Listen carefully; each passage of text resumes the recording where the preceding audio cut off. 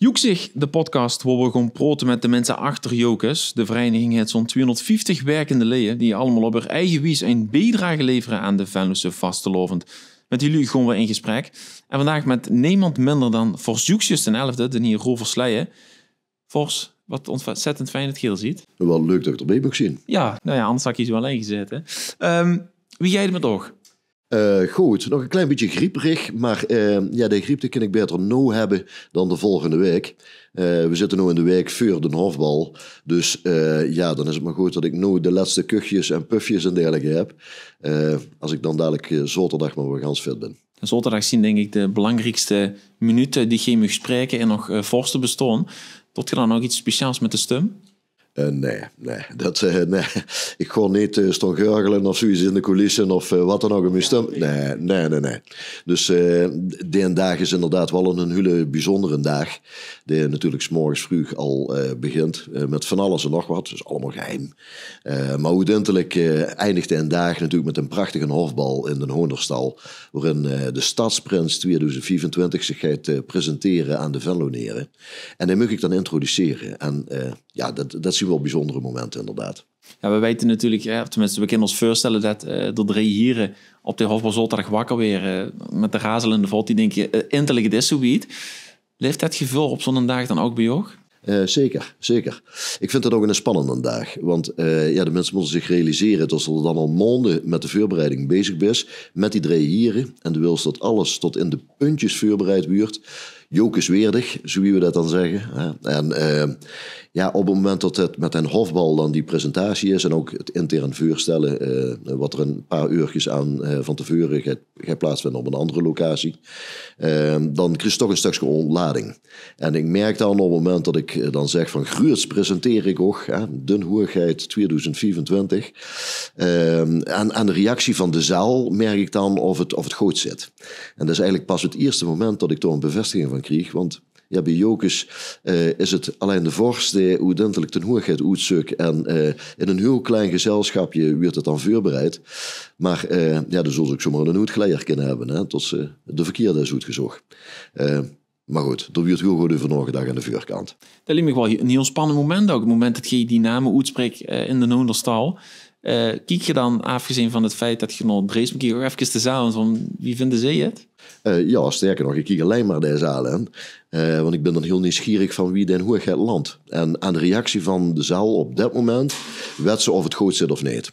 En de afgelopen 9 jaar, sinds 2016, vult dat iedere keer erg goed. Dus wat dat betreft heb ik er ook wel vertrouwen in dat het ook dit jaar weer heel erg goed zal vallen. Maar dat moment is wel heel belangrijk. Het is uiteindelijk de Venloneer die den Hoergeit moet dragen in die 17 dagen. Wie leef je naar zo'n hoofdbal toe? Je zegt net, je bent wakker, spannende dag. Maar die dag ervoor, wie zijn die ervoor ook? Het zijn er bepaalde voorbereidingen die je zelf als fors moet treffen? De dag ervoor. Kijk, de best wel maanden van tevoren met zo'n dreespan bezig. En dat zien altijd jullie bijzondere momenten. Want dan moesten we elkaar echt in het geheim treffen. Op de meest bijzondere locaties hebben we daarvoor ondertussen verzameld. Want er moet er van alles en nog wat voorbereid worden. Dat creëerde een bepaalde band. Het aantal momenten wordt ook steeds meer. Naarmate tot een tijd verstreek. Dat zien jullie gezellige en leuke avonden. Want dat dreespan, dat staat natuurlijk te popelen. En dat wil er het mooiste jaar van maken wat ze tot op dat moment hebben meegemaakt. En dat wordt het dan ook ieder jaar. Na de jaarwisseling, dan merk je dat ook de rest van de stad, de Venloneren, ermee bezig zijn. Dan start het Prinsenrooien, dan begint het overal te kriebelen. En dan moesten ze dus echt wel op die kivive zien dat ze nergens in de misstap maakt. Of dat ze niet per ongeluk het verkeerde appje naar de verkeerde mensen stuurs. Het kan zomaar gebeuren, als er een fout in maakt, want dan leed het op straat. En dan is net weer een ballon, dan prikt ze de ballon door en dan is het sprookje weg. Dus voor mij zien die dag tussen die jaarwisseling en zeg maar dat uitkomen met een hoofdbal hele spannende dag. Dan moet ik echt goed op op mijn passen tellen, mijn treien passen, zoiets. Om doorgaan fouten in te maken. Dus die zijn ook wel een beetje spannend. De NVB moet er ook goed gewerkt weer. Heb ik goed een gezin. En draait het circus goed door. misschien drukke dag, spannende dag, maar ook vooral hele leuke dag. Toch ook fijn dat we ook dan juist in die periode onnodige voor een podcast, waarin eigenlijk alleen geen het woord ziet. Ja, dan krijg ik een beetje de stress van mijn praten. Ja, juist. Je had het net over sinds 2016. Toen zit je op 3 september geïnstalleerd als voorzitter eigenlijk. Want voor zit je alleen tussen 11 van 11 en als woensdag. Waarom heb je ooit fors willen weer van Jocus? Ja, dat is een hele goede vraag. Kijk, ik was vanaf 2004 was ik lid van de Raad van 11.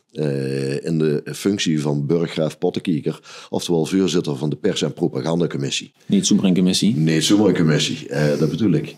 En dat heb ik een aantal jaren gedaan. Toen ben ik door privéomstandigheden ben ik door mij gestopt. En uiteindelijk kwam toen de vorstenwissel die kwam in beeld. En toen was bij mij eigenlijk niet eens zozeer de wens om vorst te willen zien, maar eigenlijk veel meer de wens om voorzitter te willen zien. Van een vereniging met 250 werkende leden, met enorm veel impact in de Venlose gemeenschap, waarbij ze echt het verschil kunnen maken voor heel veel mensen in positieve zin. De koesters een lange traditie en die moesten eigenlijk samen met al die mensen in een hele roerige tijd moesten die proberen de toekomst in te dragen. Dat vroeg best wel iets van een vereniging als vereniging. En dan heb ik het nog niet eens over het theaterstuk, wat ze dan tussen de 11 van de 11e en als woensdag moesten opvoeren, waarbij ze dan de rol van vorst is. Maar dat is een rol. Uiteindelijk daag mij, behalve dat ik die rol heel erg leuk vind, wordt toch een misverstanden bestaan.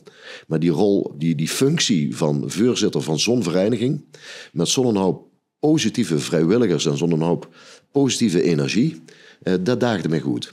En dat vind ik ook leuk om door dan een stukje verantwoordelijkheid in te mogen nemen.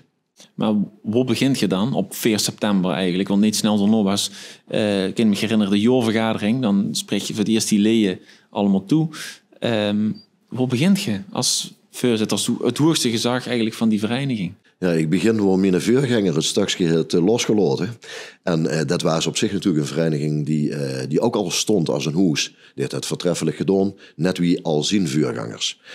Dus uiteindelijk probeer ze dan in die traditie te stappen. En de voorzitter die voor mij die vereniging voorzoot. Dat is wel heel leuk, voorzitter, dat voor mij voorzoot. Maar die heeft het op zijn gans eigen wies gedaan. En dat waren grote schoon om in te stappen. Die had die vereniging prachtig neergezet.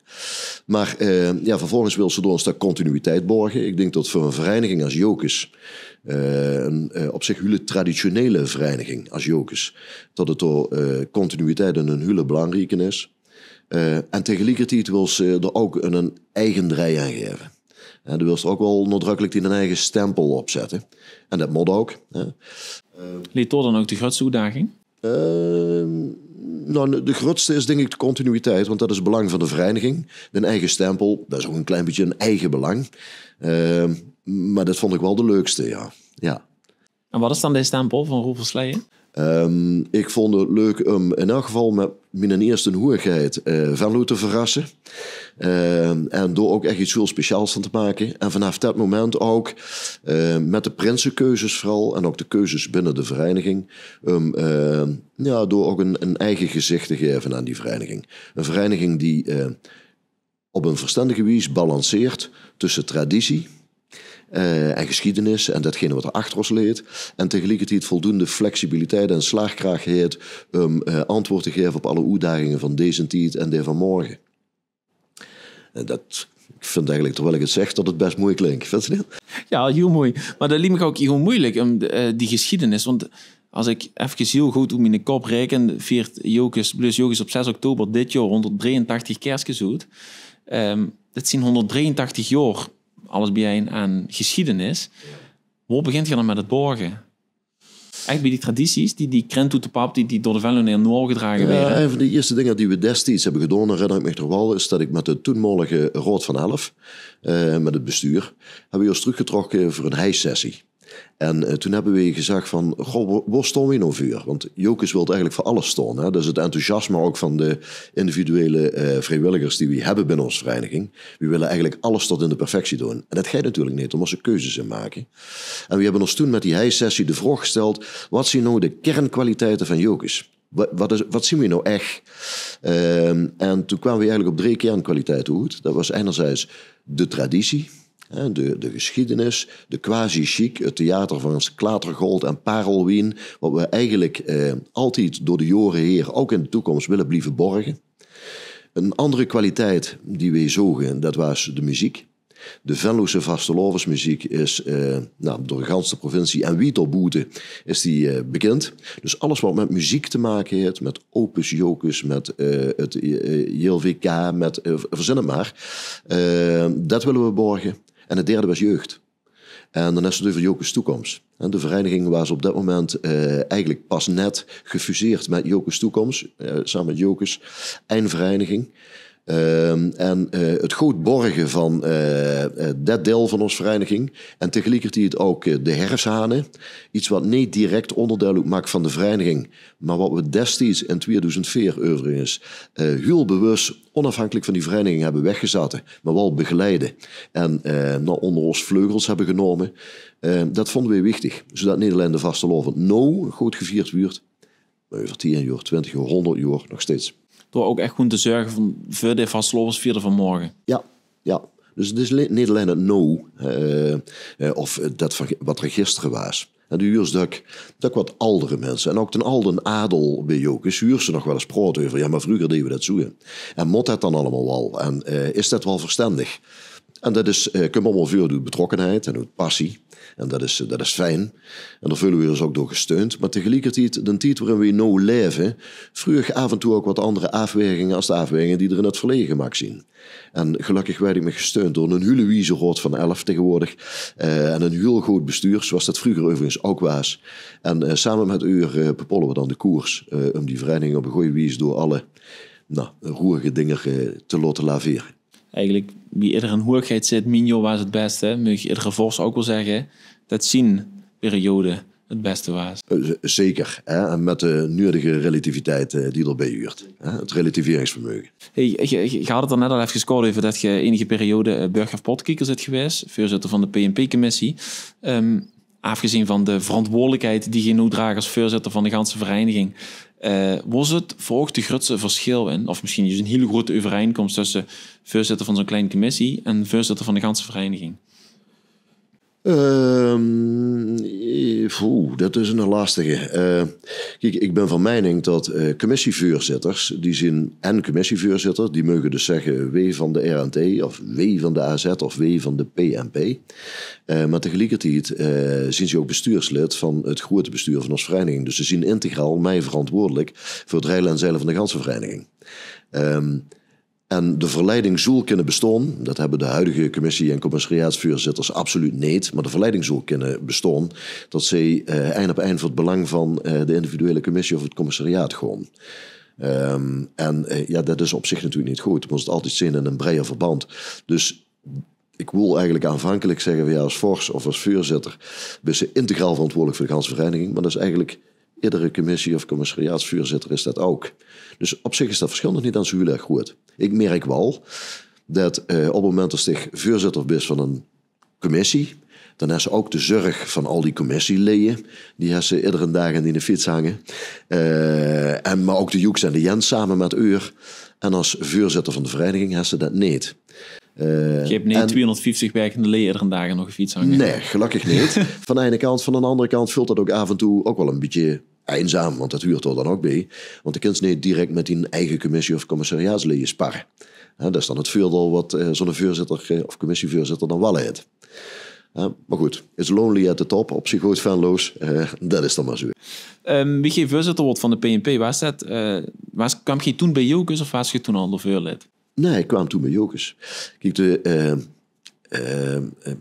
ik ben, en dat moest ze niet verder vertellen, maar ik ben natuurlijk een Blierikse. Ik ben geboren in Blierik. En uiteindelijk ben ik, nooit dat ik een klein jaar aan de Maria Goretti School in Genue les had gegeven als onderwijzer muziek en dans. En vervolgens ben ik 17 jaar lang niet in Venlo geweest. Ja, voor de verjaardag van mijn papa of mam, of van mijn zus of mijn broer. Ook niet zo vastelovend? En ook niet voor vastelovend, nee. Ik heb gewoon geen vastelovend gevierd in die jaren. Want ik zocht gewoon een compleet andere wereld. Een groot deel van de tijd heb ik in het buitenland, in crisisgebieden gewerkt. Een gedeelte in Den Haag. En ja, vastelovend ging compleet aan mij voorbij. En wie ik terugkwam, ergens rond de millenniumwisseling, gelijk tot nu... Toen kwam ik hier wonen in Venlo en ik was weg bij Defensie. En toen ben ik weer gaan tennissen en van allerlei dingen gedaan om me weer te landen. En in die periode dat ik weer ging tennissen, toen kwam ik een zekere Bart Den Biezen tegen. En Bart, die exploiteerde de kantine. Baan 13. Baan 13, jawel. En ik kost Bart nog vanuit vroeger, als kind en op de Schatberg met de familie Den Biezen. En Bart, die kwam toen op enig moment, volgens mij was het op een zondag, kwam hij naar me toe in de kantine en hij zag, goh Roel, wie hebben het erover gehad? En die gemukst erbij. En ik had geen flauw idee wat hij erover had. En toen bleek dat dus over Jokers te gaan. En toen zei ik ook tegen Bart, ik zeg... Bart toen ook actief bestuurslid? Ja, zeker. Een prominent Jokerslid. Ja. En ik zeg, Bart, dat is toch helemaal niks voor mij. Ik had nog een heel gedateerd beeld, kwam ik naar de hand achter van Jokers. Ik denk, dat is een heel bijzonder clubje met mensen waar ik ga niet bij pas. En hij zegt, dat is iets voor dich. En de moest maar eens een keer komen luisteren. En dan loopt ze een tijd mee. En dan neemt ze vervolgens een stukje over van de toenmalige burggraaf Pottekieker, Jos Munten. Ik denk, nou ja, goed, prima, zo gezegd, zo gedaan. En uiteindelijk kwam ik er al heel snel achter dat het beeld wat ik aanvankelijk had van Jokers absoluut niet paste bij datgene wat er daadwerkelijk was. En met heel veel plezier vanaf 2004 ben ik onderdeel van het bestuur van een van de mooiste verenigingen. Sterker nog, de mooiste vereniging van Venlo. Dan kan het contrast eigenlijk bijna niet groter dan de tijd voordat je in Venlo kwam wonen en wie genoten van Sloten beleefd. Ja, dat is ook zo. Dat is ook echt zo. Had je het idee, ik moet wat inhalen? Misschien was het dat onbewust wel, ja. Kijk, vroeger als kind was bij ons een en al vastelovend wat de klok sloeg. Mijn vader en mijn moeder die waren gek van vastelovend. We hebben toen van die fotoalbums waarbij ze zelf jong waren en bij de Prins van Oranje voor zijn getekend decor dan zo van die zwart-wit foto's. Albums vol, alsof die mensen hun ganse leven alleen maar vastelovend hebben gevierd. Zonder een hoop foto's ervan. We gingen vroeger naar een optocht kijken. Papa en mam die gingen naar de leedjesavond, zowel in Venlo als in Blierik. En dan kwamen ze toe met het leedjesbuksje en dan zaten we als kindjes in de pyjama boven op de trap. Dan zagen we en dan begon mijn pap dan uit het buksje die leedjes te zingen. Geweldig. Nou, dat soort herinneringen. Vastelovend was bij ons echt een ding. Vroeger vanaf de lagere school ben ik gewoon buurtrijden. Naar de hand om bij de wortelenpen. Echt mooi, ja? Ja. En dat was heel erg leuk. Gerrit Gommels de begeleidde me aanvankelijk door een Noorderhand wielaarts. Ik ben ooit eens een keer, volgens mij Frans Pollux, die was nog niet geboren. Dus zat ik bij Jan Pollux toe op de bank, want hij ging me helpen met teksten te schrijven. En dat heeft er in elk geval toegebracht dat ik in 1 jaar mee heb gedaan aan de Limburgse jeugdbuurtkampioenschappen en 2 jaar aan de Limburgse buurtkampioenschappen. En dat er 2 bussen met enthousiaste wortelenpennen met mij mee naar Susteren gingen, naar de sporthal. En ja, prachtige herinneringen. En toen ik in dienst ging, toen ben ik er ook mee gestopt. En uiteindelijk 17 jaar lang niks mee gedaan. Maar ook nooit meer in de buurt gestaan? Nooit meer, ja, eindelijk keer bij de Wous. Hebben ze me eindelijk keer uitgenodigd. Dat is ondertussen ook een paar jaar geleden. Maar is gewoon fors. Dat weet ik niet, of ik toen al fors was. Volgens mij net niet. Of ergens in die tussenjaren. Weet ik even niet. Maar dat werd ongetwijfeld Herm zich nog wat herinneren. Ja. Oh, wat goed. Het is hier wel nog eens wat van nog als voorzitter. Dat wist ik niet. Nee, dat wist ik echt niet. Dan moest je natuurlijk wel een beetje die hoeswerk doen. Nou, ik wist dat het Blieren kwam, maar dan heel de dag.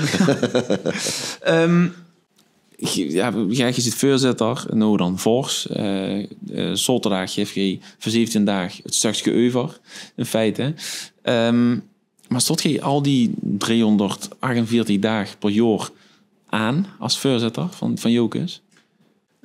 Dit is wel een vrijwilligerspositie die best wel een nodige aan tijd vroeg en aan energie vroeg. Maar het is allemaal wel overwegend, allemaal positief. En ik stond gaan zo aan. Ik begin te hoesten, niet omdat ik er emotioneel van weer, maar ik ben gewoon verkoud. Maar dit is wel een vereniging, daar moesten we wel continu ook aandacht aan geven. Daar is het belang ook goed genoeg voor. En dat belang gaat verder dan alleen maar die 17 dagen tussen de hoofdbal en als woensdag. Het zijn ook alle evenementen in de rest van het jaar. Maar tegelijkertijd ook de aandacht voor de commissies, de individuele leden, de keuzes die er gemaakt worden, de evaluaties van evenementen, de sponsoring, de sociëteit, de herfsthanen. Ondanks het feit dat die door Dels Neven stormen. Het zijn allemaal dingen waar ze wel mee bezig is. De keuze voor het Boerenbroedersgezelschap, het motto. De moest ik overal samen met de overige bestuursleden tegenaan bemoeien. En dat doe ik dan nog keer. En verder, dat gewijd ziet gewoon heel weer. Ja, een titel vlug. Dat is ongelooflijk. Zo ziet je het wel, ja? Dat het echt vlug? Ja. Dus... we hebben iedere zaterdag na Prinsjesdag, dus na de derde dinsdag in september. De zaterdag, dan hebben we Prinsjesdag. En dat is een traditie die heb ik van mijn voorganger overgenomen. Dat is een hele leuke traditie. Ze doen dat overigens op de woensdag. Maar dan ga ik samen met alle dreespannen, die ik dan heb mogen uitzoeken, samen met uw partners. Ieder jaar komen er dus 6 personen bij. Hebben we dan een leuk uitstapje. En dan delen we weer herinneringen met elkaar. En als we dan zo bijeen stonden, dan denk ik... Oh ja, dat is al zo'n hoop jaar geleden. Destijds met Lex, maar dat liep als de dag van gisteren. Of met, 8 jaar geleden al, ja. Of met Herm, of met Erik, of met Marcel, of met Gijs. Neem ze allemaal maar op. En dan denk je, wat vlucht een tijd. Want ja, dat liet me ook wel eens iets ook als Vos bij stil te staan. Je ziet alweer 9 jaar onderweg als Vos. Ja. Vult dat ook echt als 9 jaar? Je hebt natuurlijk dat ze door corona gehad. Dat zijn andere jaren geweest. Ja, dat waren overigens intensievere jaren. Sommige mensen denken dan van dan is er niks gebeurd. Dus dan zal het wel makkelijk geweest zijn. Die jaren die waren intensiever als een regulier jaar. En dat had alles te maken met het feit dat ze dan de extra zorg is om de vereniging bij elkaar te houden. Dus juist dat heel veel verenigingen, ook andersoortige verenigingen, lastig hebben gehad na corona. Nou, Joke zit zich daar op een hele goede wijze doorheen gehouden. Maar anderzijds, we hebben geprobeerd iedere keer, omdat het ook een tijd was met veel onzekerheden, om alternatieve evenementen te organiseren. En daar hebben we die georganiseerd in 3-4 verschillende varianten, want er was doelduidelijk toch wel allemaal net even anders. En in de praktijk zien ze allemaal niet uitgevoerd. Dus daar is ook niet de bevrediging zeg maar, van het feest wat ze dan uiteindelijk was zoveel tijd en energie in is gestoken, wat ze dan moest vieren. Dus dat waren lastige jaren. Maar wie gezegd, daar hebben we eens met ons bestuur, daar hebben de commissies, commissariaten, alle vrijwilligers, maar ook onze sponsoren, die hebben zich door op een hele goede wijze samengepakt en ondernemen gepakt. Met als gevolg dat ik durf te stellen dat onze vereniging er nog sterker en beter voor staat als ooit. Evenementen zijn ram uitverkocht. De jeugdafdeling die groeit wie cool. Sterker nog, we hebben af en toe echt de vraag van wie houden we dit in de hand? Wie zorgen we dat kindjes die willen aanhuiken niet teleurgesteld raken omdat we neer moeten verkopen? We zien financieel gezond. We komen steeds ook vanuit de commissies met nieuwe en creatieve ideeën. Het draagvlak binnen de gemeenschap is groeit. Krats gewoon wel eens achter de oren. Dat je denkt van, waar komt dit vanaf? Je steekt er natuurlijk heel veel tijd en effort op zich goed van zijn met allemaal die leden. Dat je denkt van, dit allemaal dit resultaat, dat je er eigenlijk dacht van, die hebben alleen maar van kunnen druimen. Ja, zeker. Maar dat is positief achter de oren kratsen. Dat is niet wie een bleude dicht verwonderen over. De rest dan ook met heel veel mensen heel hard aan gewerkt. Waarbij mijn bijdrage dan maar de meest kleine misschien wel is. Want het gebeurt echt door de vrijwilligers binnen die commissies en commissariaten. En als ik dan nu ook zie, op dit moment zien er dus gewoon mensen in de Jokeshal die nog de laatste hand aan het leggen zien aan de decors voor het hofbal, aan de prinsenwagen voor Jokes toekomst. Zien er mensen nog pekjes aan het naaien voor de optochten. Zien er mensen bezig met filmpjes. Zit Stig als vrijwilliger. Samen met een cameraman en een cameravrouw. Weer een prachtige podcast te maken. Uiteindelijk is dat, en ik mag dat ondertussen niet meer zeggen, want sommige mensen zeggen dat kumpen weer. Maar is dat wel de kerk waar die vereniging op drief? En gelukkig weer als vereniging ook wel de handen in de rug gehouden door heel veel venloneren die ons ondersteunen en dat mij mogelijk maken. Maar je wilt toch niet zeggen dat je als Vos en voorzitter een ierbaantje hebt? Dat allemaal die werkende leden. Nou, het is in ieder geval heel iervol. Dat is met die werkende leden die denk ik doen. Een ierenbaantje is het niet, want het is ook gewoon pezen. Dat bedoel ik. Dus er stikt ook tijd en energie in. Maar er is er niet een eindigen in. Sterker nog, dat zien ook vooral die werkende leden. En daar ben ik er zelf ook een van, ja.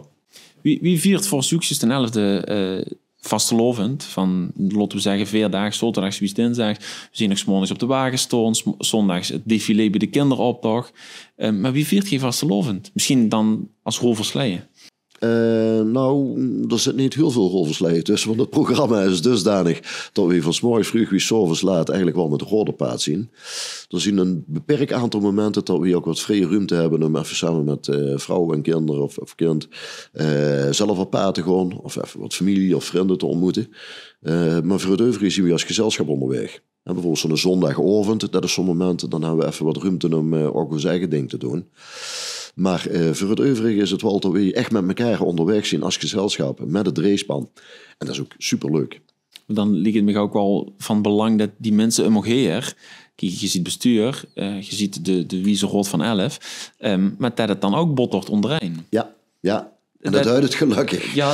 Maar dat is ook iets wat je natuurlijk altijd maar in de gaten moet blijven houden. Want het zien we al 11, 13, als we de chef de protocol en de ceremoniemeester meetellen.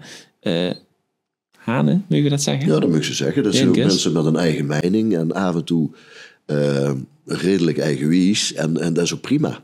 Ik denk ook dat misschien ook wel een vuurwaarde is om een goed bestuur te zien. Dat ze ook mensen met een mening aan tafel zetten. Bij de vergaderingen, maar ook op het moment dat ze onderweg is. Want dat helpt elkaar scherp. Maar dat moet ze altijd wel doen op een respectvolle manier. Open, transparant. Waarbij ze elkaar wel gewoon respecteert. Op het moment dat ze echt met voele vis gaan gooien, dan gaat het fout. En ik weet niet of dat in het verleden wel eens gebeurd is. Maar op dit moment is dat zeker niet het geval. Dus ook echt wel, tenminste zo voel ik het ook echt, het is gewoon een vriendengroep. En dat vind ik ook wel heel erg fijn. Want op die manier kan ze ook echt berg verzetten. En wat voor berg zien er dan te verzetten? Als je zo'n voorbeeld zou mogen nemen. Op het moment dat we het hebben over de nieuwe evenementen die we willen organiseren of nieuwe initiatieven. Als het gaat over financiële uitdagingen. We hebben de afgelopen jaar discussies gehad over het wel of niet met peert in een optocht en een boerenoptocht. Dat liep allemaal heel klein, maar stel je dus voor dat ze geen peert in een boerenoptocht is het dan nog wel eens een boerenoptocht. Als ze dan een tractor of een auto verberieën of komen we gaan maar met koetsen. Zien dat berg, net zien geen berg, maar dat zien wel keuzes die ze dan moest maken. Want er hangt ook geld aan vast, er hangen mensen aan vast. En dan scholen denk ik ook wel eens, toch? Nou, jazeker, en dat mag ook. Maar nogmaals, dat moesten we wel met elkaar op een goede wijze doen. Je geeft nu dat voorbeeld van die peer tegelijkertijd denk van dat is ook een non-onderwerp. Maar met de discussies over het wel of niet het uitzenden van Leedjesavond, om als iets te nemen. Het speelde het vorig jaar. Toen hebben we op een hele bewuste aanvankelijke keuze gemaakt om de Leedjesavond naar goed te zenden. Gewoon omdat het te kostbaar wordt. Plat gezegd. Het werd namelijk gewoon allemaal betaald uit de portemonnee van Jokes. En die werd gevuld door ons eigen leden, door de entreegelden van bepaalde evenementen. Die werd gevuld door hele kleine bijdragen van de gemeente. Maar voor het overige door sponsorbijdragers van bedrijven, van ondernemers. En door betalen we dat dan mee. En op een gegeven moment was dat goed en stond dat niet meer in verhouding tot elkaar. En toen waren ze bij ons Holland en Noord. Iedereen schreeuwde mooi. Sociale media ontplofte. Ontplofte. Wat hollen die van Jokers. De Jokers repen sommigen ook nog zich in de bol om dat niet te doen. Die arme bejaarde mensen en die kranke mensen of die mensen die niet nog de liedjesavond kunnen gaan. En dat ging ook af en toe niet fijn wie dat op social media ging. En dan zit ik wel met kromtie en dan zit ik toes. Want dan denk ik van, goh, zullen die mensen zich ook realiseren dat het gewoon allemaal vrijwilligers zien die dit met elkaar opbrengen en proberen te organiseren. En dat het gewoon plat de rekening is bij Umro Fellow die we lopen te betalen. Er zal ook wel een andere bijdrage tegenover mogen staan, bijvoorbeeld van de gemeente of van de Umro of wat dan ook, maar meneer Doede welke ook dat het komt. Maar dat begrip is er dan niet. En dat stoort me bij die wijlen. Mensen snappen niet dat het allemaal vrijwilligers zien die voor een belangrijk deel hoe de eigen test of hoe de test van sponsoren die ze zelf bij lopen te herken, feest aan het organiseren zien. Dat. En dat zien dan van die kleine bergjes waar ik dan af en toe ook wel een hoebel te nemen heb. Die me behoorlijk uitdagen natuurlijk. Ja, dat is het zeker. Want Venlo is een prachtige stad. Een stad van lol en plezier. Maar op sommige momenten rondom dat soort thema's zien we ook nog wel eens een dorp. Ja. Wat dan op social media nog wel eens... Zeker. En dat wordt er goed vergroot. Ja. En mensen die dan het hardste schreeuwen, die krijgen dan de meeste likes. Zo werkt dat. Misschien moet 2G wat harder gaan schreeuwen. Dat we nog meer likes krijgen. We hebben in de podcast altijd een roeiend rood. Althans, dit proberen we te hanteren. Mij wilde het gesprek nog wel eens de andere kant op gewoon. Maar we vroegen net voor al onze gasten om iets mee te nemen. Ja. Ik heb al onder de tafel gekeken en er ligt iets op de grond. Nou, ja. Als de mensen via Spotify luisteren zien, schakel je even naar YouTube. Want wat heb je meegenomen voor? Ik heb meegenomen, ik had er zelf al lol over toen ik op de fiets stapte. Ik heb meegenomen mijn koeienpak. Dus een koeienpak, vastelovenspak, verkleed pak als koe. En wie ik de vraag kreeg van breng iets mee, was iets leuks over kunnen vertellen. Toen dacht ik, dan neem ik het koeienpak mee. Er huurt namelijk een vol bij. Vertel. Het was volgens mij in 2018. Toen vierde Jokes het 16 keer 11 jubileum. En in zo'n jubileum hebben we ook altijd een leeuwendag. Dat we samen met ons werkende leeuwen een leuk feest hebben met elkaar. Een dagprogramma is dat meestal met een ovenprogramma. En dat programma dat wordt georganiseerd door een commissie. En die commissie die had een uitnodiging gestuurd naar alle leeuwen. En zag van, je moet gekleed komen zwart-wit. Dus ik denk, ja, vastelovensvereniging, zwart-wit, dan moet ik wel iets origineels aan hebben. Die anderen zullen ook wel iets origineels aan hebben. Dus stad en land afgezocht voor een koeienpak. Ik denk, wie leuk is dat? Dus 's morgens vroeg heb ik met mijn koeienpak aangetrokken en ben ik op mijn fietsjes gestapt. Over de Lomstroot, allemaal die Pruisen. Het was heel goed weer volgens mij. Het was prachtig weer. Ja, allemaal die Pruisen, die begrepen er al niks van.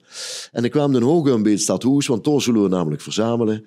En ik zie door die ganse vereniging bijeenstonden, allemaal met een zwarte smokingbox aan en een wit hemd. En ik denk, geen koeienpak weer.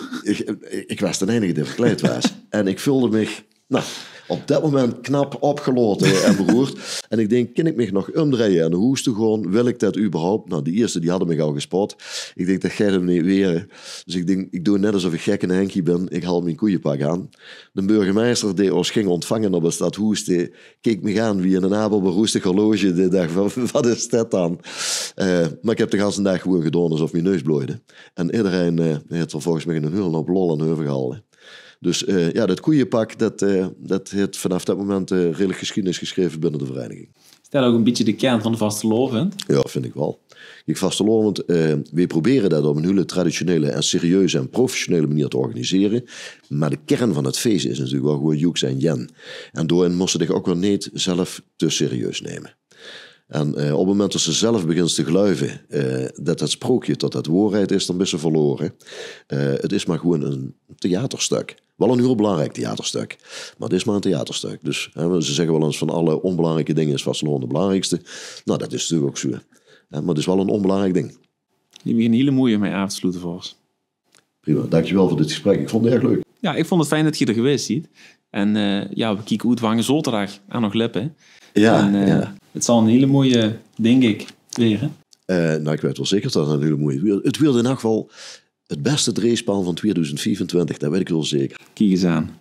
Dankjewel voor dit gesprek. Geen bedankt. Je luisterde naar Joeksig de podcast. De gast was voor Joeksjes ten 11e Rover Sleijen aan de voorhoofd van de Noval. Dank je. Geen gedaan.